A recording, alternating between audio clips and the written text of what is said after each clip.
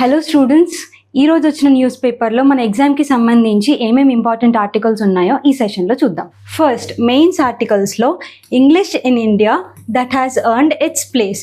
ఇక్కడ ఈ ఆర్టికల్లో సుప్రీంకోర్టు ఏం చెప్తుంది అంటే, it has revived the debate that India is now becoming a native language అన్న పర్స్పెక్టివ్లో ఇంగ్లీష్ మన నేటివ్ లాంగ్వేజ్ ఎలా అయింది, what are the arguments in favour of it అని ఈ ఆర్టికల్లో ఆథర్ రాశారు. దానికి సంబంధించిన ఆర్టికల్ కంప్లీట్ డీటెయిల్స్ ఈ ఆర్టికల్ నుంచి చూద్దాం. Next, how did Google's AI satellite images raise safety concerns. ఇది GS3 పర్స్పెక్టివ్ నుంచి science and tech and internal security పర్స్పెక్టివ్లో కూడా ఈ టాపిక్ ఇంపార్టెంట్. ఇక్కడ ఏమైందంటే, గూగుల్ ఒక ఏఐ శాటిలైట్ ఇమేజరీ సిస్టమ్ అన్నది తీసుకొని వచ్చిందనమాట. కానీ అది మిస్యూజ్ అవ్వడం వల్ల దాన్ని ఇప్పుడు రిమూవ్ కూడా చేసేసింది అనమాట. సో ఆ పర్స్పెక్టివ్లో what are the concerns with AI satellite అన్నది ఈ ఆర్టికల్ నుంచి చూద్దాం. So from the prelims perspective, white feathered peacock ఇది ఎందుకు న్యూస్లో ఉంది అంటే, ఇండియా యునైటెడ్ నేషన్స్కి 5 ఆఫ్ ఇట్స్ ఇండియన్ పికాక్స్ని ఇచ్చిందనమాట. సో ఆ పర్స్పెక్టివ్లో what is white feathered peacock, what are the prelims facts perspectives from this article అన్నది చూద్దాం. Next, PMLA prevention of money laundering act. ఈ యాక్ట్ ఏంటి, వాట్ ఆర్ ఇట్స్ ఫీచర్స్ అన్నది ఈ ఆర్టికల్లో చూద్దాం.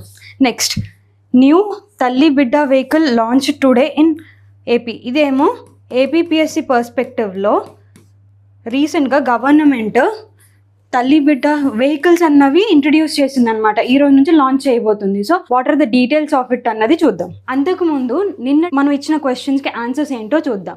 Consider the following statements regarding the collegium system. First statement, the collegium system is explicitly mentioned in the Constitution of India. This is wrong. అది కాన్స్టిట్యూషన్లో mention చేసలేదు. It is through supreme court's evolution అని నిన్న మనం చూసాం. So the first statement is wrong.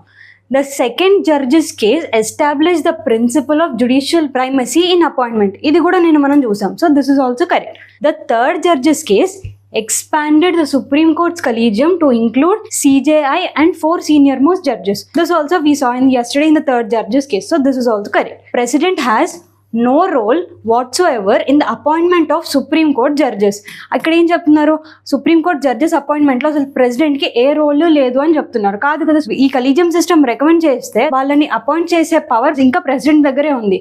So కాబట్టి no role అన్నాడు కాబట్టి దిస్ స్టేట్మెంట్ ఇస్ ఇన్కరెక్ట్. అలా చూసుకుంటే first and fourth are incorrect and second and third statements are correct. ఇక్కడ కొంచెం ఆప్షన్స్ ఇన్కరెక్ట్ వచ్చాయి, but the correct answer is option 2 and 3 are correct.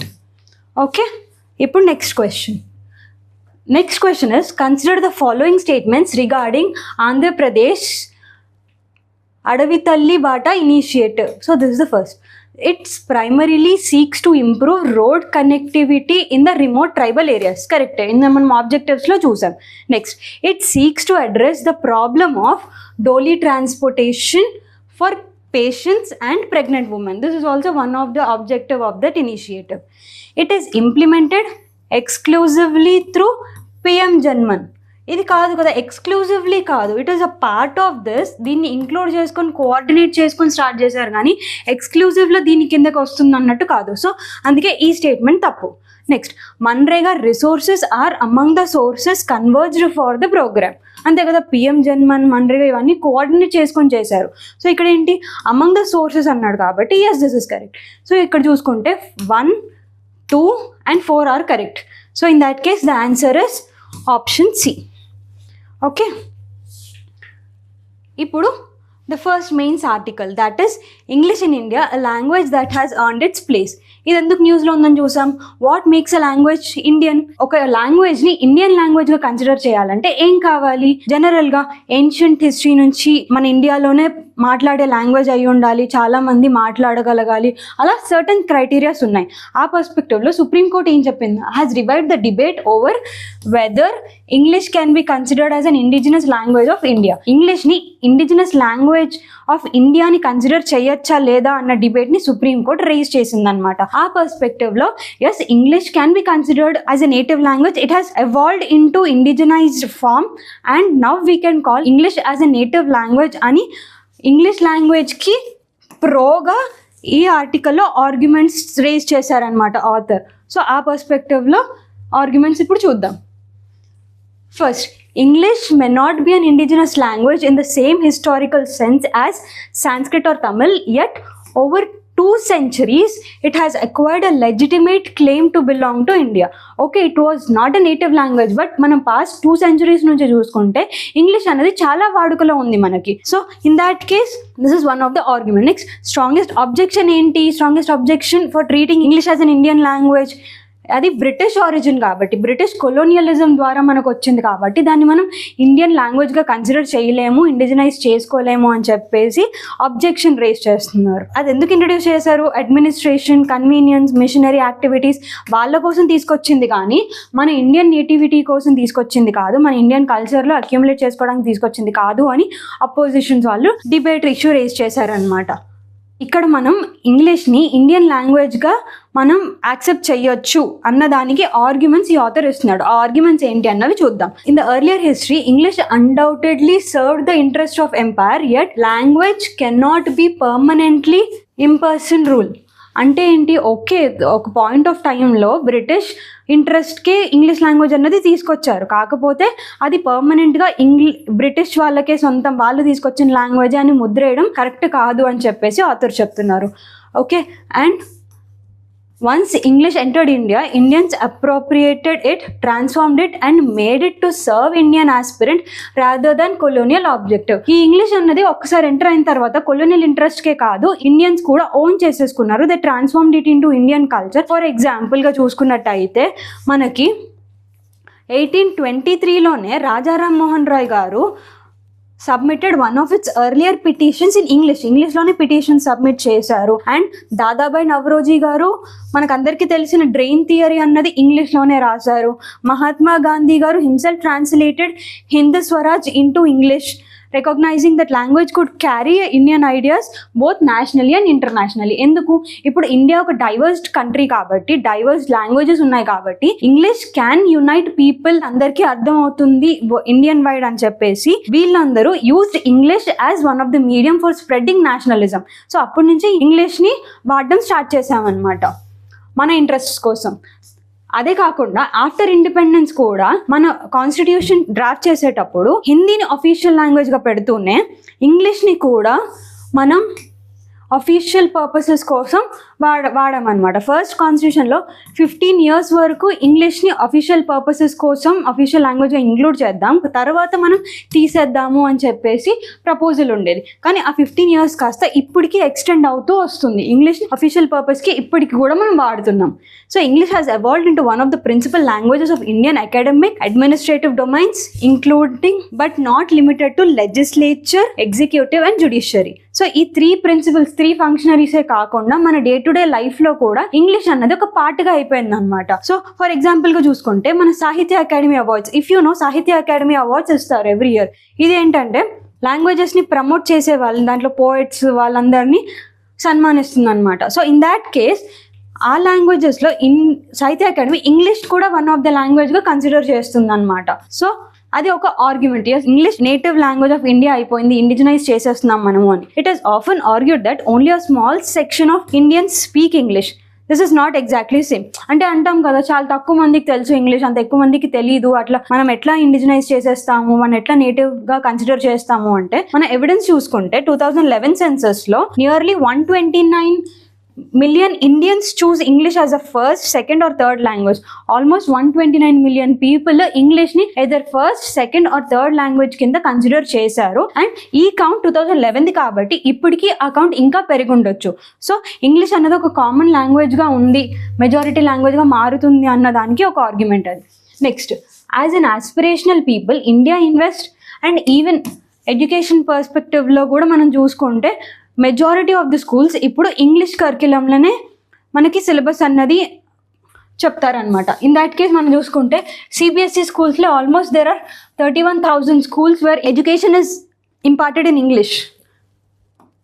So in that case also in a wide range of professional fields also, ఎడ్యుకేషన్లో, professional ఫీల్డ్స్లో English is considered one of the prominent language. So ఇప్పుడు ఏంటి, though Indian word has its origin in the foreign country, what is happening is they take root in Indian soil, acquire new life, bear fruits that belong to us as much as India has to anywhere else.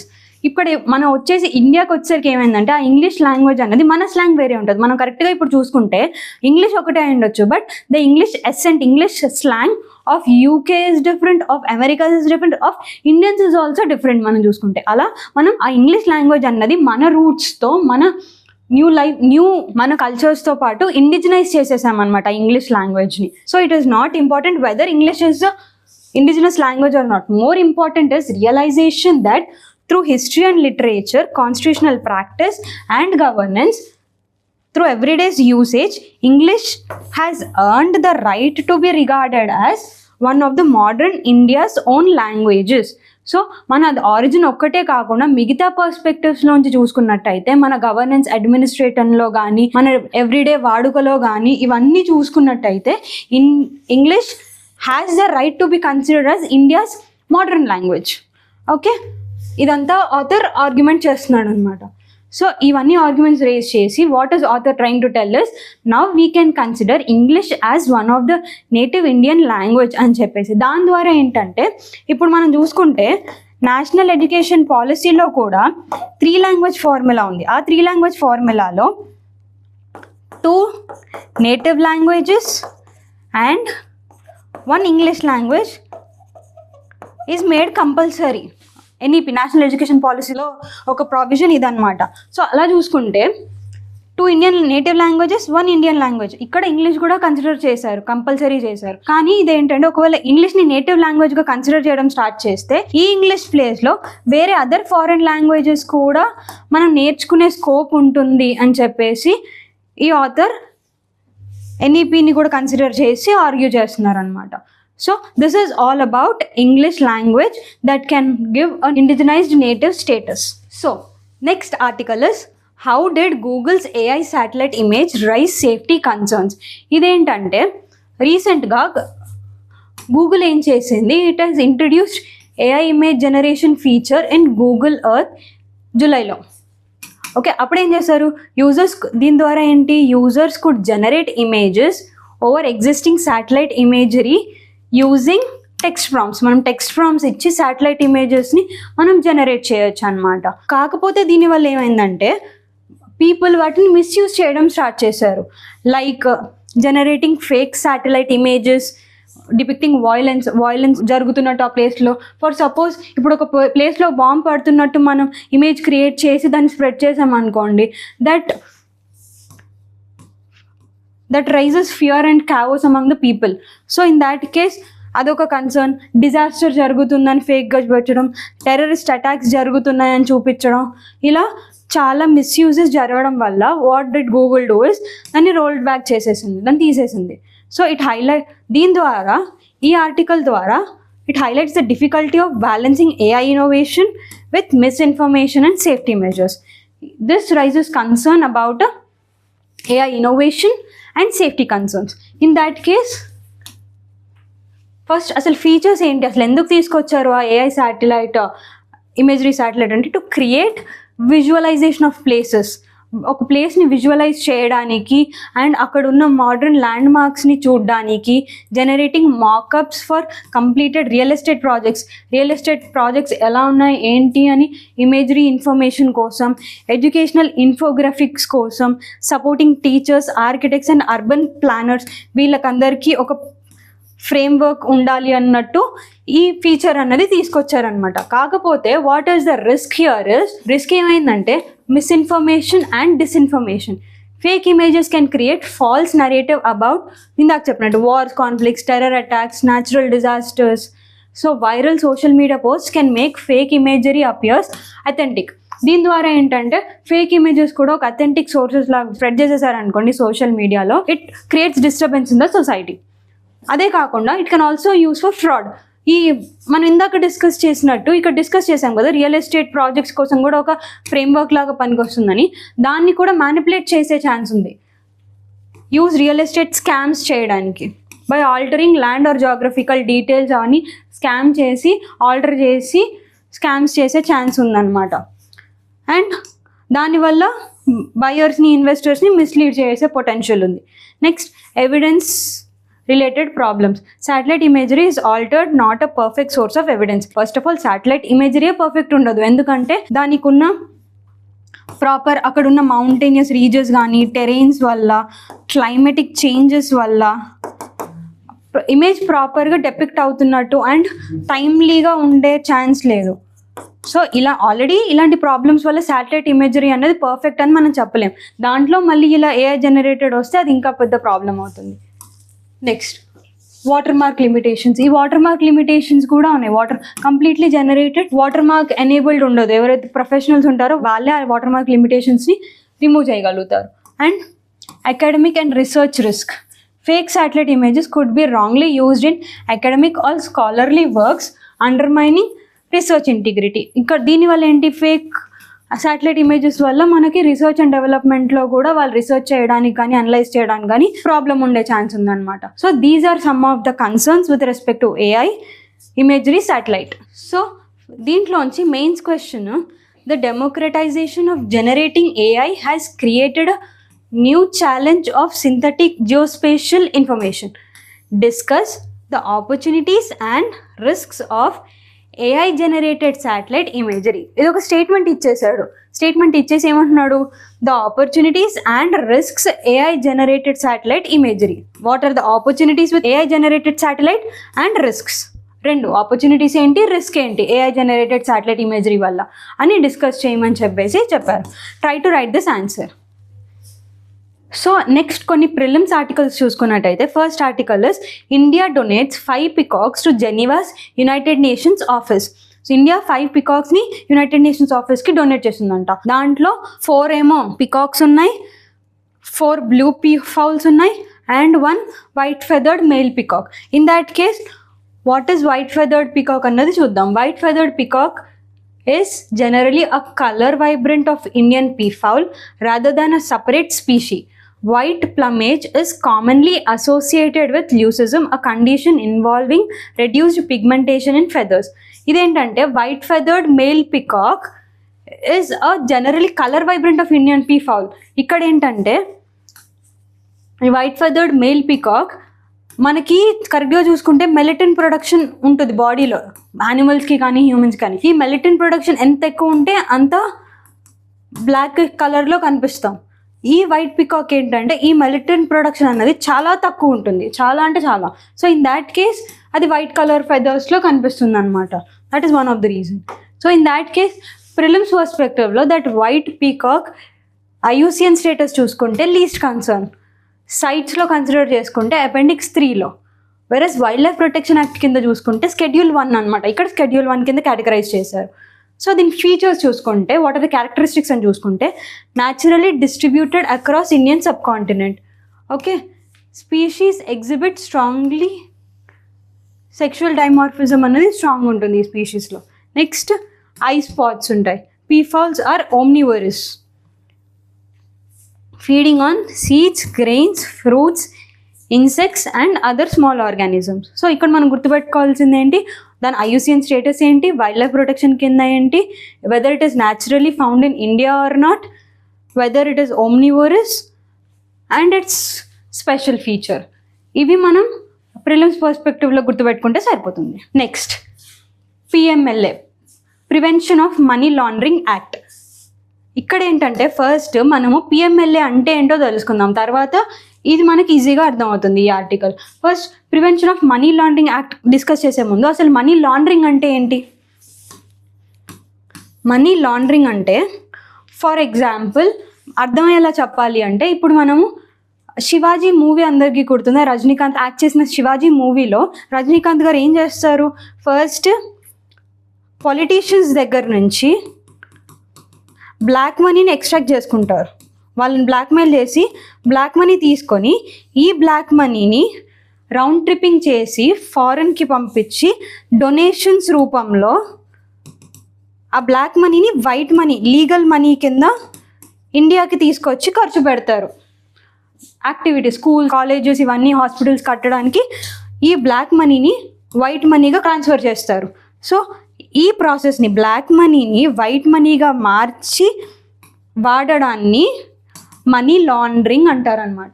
కాకపోతే శివాజీ మూవీలో hero ఏం చేశారు, ఆ మనీని మంచి పనులకు వాడుకున్నారు. కాకపోతే అలా వాడకుండా దాన్ని ఇల్లీగల్ పనులకు వాడుకోవడానికి, లైక్ టెర్రర్ ఫినాన్సింగ్కి వాడుకోవడానికి, లేకపోతే వార్స్ కోసం వాడుకోవడానికి, లేకపోతే ఆర్గనైజ్డ్ క్రైమ్స్ చేయడానికి వాడుకుంటే అది చాలా పెద్ద తప్పు అవుతుంది. సో అలాంటి కేసెస్ అన్నీ డీల్ చేయడానికి parliament brought prevention of money laundering act in 2002. అది 2005 నుంచి మనకి ఇంప్లిమెంటేషన్కే వచ్చిందనమాట. So prevention of money laundering act 2002 ministry of finance కిందకు వస్తుంది. Main objective is prevent money laundering and provide confiscation of property derived from the money laundering. Money లాండరింగ్ని prevent చేయడానికి and also అలా మనీ లాండరింగ్ ద్వారా వచ్చిన డబ్బుల్ని confiscate చేయడానికి కూడా ఆబ్జెక్టివ్ అనమాట. ఎన్ఫోర్స్మెంట్ డైరెక్టరీకి అథారిటీ ఉంది ఇన్వెస్టిగేట్ చేయడానికి అంటారు పిఎంఎల్ఏ. ఓకే, స్పెషల్ కోర్ట్స్ కూడా పెట్టచ్చు అనమాట పిఎంఎల్ఏ కోసం. So some of the provisions of PMLA చూసుకుంటే పనిష్మెంట్స్ వచ్చేసి సెక్షన్ 4లో ఉంది. యాక్ట్ సెక్షన్ 4 కింద పనిష్మెంట్స్ గురించి చెప్పారు. దాంట్లో ఏంటంటే 3 years నుంచి 7 years వరకు పనిష్మెంట్ ఇచ్చే ఛాన్స్ ఉంది. ఒకవేళ ఇంకా సివియర్ అఫెన్స్ అయితే అది 10 years వరకు కూడా ఎక్స్టెండ్ అవ్వచ్చు. అండ్ ఇందాక చూసుకున్నట్టు ప్రిన్సిపల్ ఏజెన్సీ, ఇన్వెస్టిగేషన్ ఏజెన్సీ ఎవరు, ఈడీ. Next adjudicating authority. ఒక పిఎంఎల్ఏ యాక్ట్ కింద ఒక అడ్జుడికేటింగ్ అథారిటీ కూడా తీసుకొస్తారు. దాంట్లో determines whether the property attached is involved in money laundering or not. Property ఏదైతే ఉందో అది మనీ లాండరింగ్ కింద వస్తుందా లేదా అని ఈ అథారిటీ అనేది ఫైనలైజ్ చేస్తుంది. Okay, and section 45 of this యాక్ట్లో ఏం చెప్పారు, బెయిల్ ప్రావిజన్. ఇదేంటంటే ఒకవేళ పిఎంఎల్ఏ కింద ఎవరైనా అరెస్ట్ చేశారనుకోండి, ఆ వాళ్ళకి బెయిల్ ఇవ్వాలా లేదా అన్నది ఈ సెక్షన్లో పెట్టారనమాట. ఆ బెయిల్కి 2 conditions ఇచ్చారు. ఒకటేంటి, the court must be satisfied that there are reasonable grounds for believing that the accused is not guilty. Accused ఎవరైతే ఉన్నారో వాళ్ళు తప్పు చేయలేదు అని ఒక రీజనబుల్ గ్రౌండ్స్ ప్రొవైడ్ చేస్తే, or the accused is not likely to commit any offence while on bail. ఒకవేళ bail ఇస్తే కూడా బెయిల్లో కూడా మళ్ళీ ఏ ఆఫెన్స్ చేయకుండా ఉంటారు అన్న పాయింట్ ఉంటే, ఈ 2 reasons వల్ల మాత్రమే ఈ యాక్ట్ కింద బెయిల్ ఇస్తారనమాట. మిగతా ఏ కండిషన్స్ కూడా బెయిల్ ఇవ్వరు. ఇంకొకటి, this is the key provision of PMLA. ఇక్కడ ఏంటంటే బర్డెన్ ఆఫ్ ప్రూఫ్. జనరల్గా మన ఇండియన్ జ్యూరిస్డిక్షన్లో మనం ఒక కేసు ప్రూవ్ అవుతే, మనిషి మీద ఏదైనా ఒక క్రిమినల్ ఆర్ సివిల్ అఫెన్స్ వచ్చిందనుకోండి, ఆ అఫెన్స్ ఏదైతే ఉందో అది ప్రూవ్ అయ్యే వరకు, ఎస్ వాళ్ళే చేశారు, ఆ పర్సనే చేశారు అని ప్రూవ్ అయ్యే వరకు ఆ పర్సన్ ఎవరైతే ఉంటారో వాళ్ళని గిల్టీగా కన్సిడర్ చేయమన్నమాట. వాళ్ళు నేరస్తులు అని ముందే ప్రకటించాం మనము. అది ప్రూఫ్ అయిన తర్వాతనే వాళ్ళని నేరస్తులుగా మనం కన్సిడర్ చేస్తాం. కానీ ఇక్కడ ఏంటంటే PMLA contains a reverse burden of proof in specified circumstances. ఇక్కడ ఏంటి అంటే ఆ పర్సన్ ఎవరైతే ఉంటారో, అక్యూస్డ్ అఫెన్స్ మనీ లాండరింగ్ కింద అరెస్ట్ అయిన పర్సన్ ఎవరైతే ఉంటారో వాళ్ళు ముందే మనము వీళ్ళే నేరస్తులు, వీళ్ళు ఆల్రెడీ నేరం చేశారు అని కన్సిడర్ చేస్తాం. ఇప్పుడు ఆ బర్డన్, మేము నేరస్తులను కాదు, నేను తప్పు చేయలేదు అని ప్రూవ్ చేయాల్సిన బర్డన్ మనిషి మీద ఉంటుంది, ఆ అక్యూజ్డ్ మీద ఉంటుంది, అఫెన్స్ చేసిన అక్యూజ్డ్ మీద ఉంటుంది. ఇంతకుముందు అన్ని కేసెస్లో వాళ్ళు నేరస్తులు అని ప్రూవ్ చేయడానికి అపోజిషన్స్ వచ్చి వాళ్ళ ప్రూఫ్స్ని చూపించాలి. కానీ దీంట్లో ఏంటంటే నేరస్తుడు అని ముందే చెప్పేసి నేరస్తుడు కాదు నేను అని ప్రూవ్ చేయడానికి ఇక్కడ వాళ్ళు ప్రూఫ్ సబ్మిట్ చేయాలన్నమాట. So that is the key provision in this article. Prelims question from this article could be, consider the following statements regarding the prevention of money laundering act 2002. First statement, the PMLA came into force in India in 2005. The Enforcement Directorate is the principal nodal agency responsible for investigating offences under PMLA. The Financial Intelligence Unit India conducts criminal investigations and prosecutes money laundering offences under the PMLA. PMLA provides for attachment and confiscation of property derived from proceeds of crime. So 4 statements ఉన్నాయి. Which of the following statement given above is correct? Comment సెక్షన్లో answer ఏంటో చెప్పండి, చూద్దాం ఎంతమంది correct చెప్తారో. So APPSC పర్స్పెక్టివ్లో article new తల్లి బిడ్డ express vehicle to be launched today. ఈ ఆర్టికల్ ఏంటి అంటే హెల్త్ మినిస్టర్ సత్యకుమార్ యాదవ్ గారు has launched a new fleet of 1 or 2 తల్లి బిడ్డ ఎక్స్ప్రెస్ వెహికల్స్ August 11th రోజు. So according to a press release issued, the modernised vehicles have been designed to ensure safer and convenient transportation for pregnant women and mother. Pregnant women and mother కోసం స్పెషల్గా ఈ vehicles అన్నవి launch చేశారనమాట. In that case what are the features? 500 vehicles అని చెప్పేసి procure చేద్దాం అనుకున్నారు. First గోలో 300 ఇస్తారు, సెకండ్ తర్వాత రిమైనింగ్ 200 లాంచ్ చేస్తారు. So that will be equipped with air conditioning, 6 airbags, rear seat belts, child lock system కూడా ఉంటుంది, GPS ట్రాకింగ్ కూడా ఉంటుంది. ఇలా అప్డేటెడ్ టెక్నాలజికల్ ఫీచర్స్తో ఈ ఎక్స్ప్రెస్ వెహికల్స్ అన్నవి తీసుకొస్తున్నారనమాట. అండ్ 1 or 2 సర్వీస్ కూడా, హెల్ప్ లైన్ సర్వీసెస్ కూడా 1 or 2 కింద ప్రొవైడ్ చేస్తున్నారు. ఇదెందుకు? Contributing to a reduction in maternal and infant mortality in the states. Maternal mortality and infant mortality అంటే చైల్డ్ బర్త్ అప్పుడు mother చనిపోతే దాన్ని మెటర్నల్ మోర్టాలిటీ అంటారు. ఇన్ఫాంట్ మోర్టాలిటీ అంటే పుట్టిన పిల్లలు 1 year లోపు చనిపోతే దాన్ని ఇన్ఫాంట్ మోర్టాలిటీ అంటారు. సో ఇవి రెండింటిని తగ్గించడానికి, సేఫర్ ట్రాన్స్పోర్టేషన్ ఫెసిలిటీ ఉండడానికి ఆంధ్రప్రదేశ్ గవర్నమెంట్ ఈ ఇనిషియేటివ్ని తీసుకొచ్చిందనమాట. So these are some of the articles from today's newspaper. Thank you. Hope you like the session.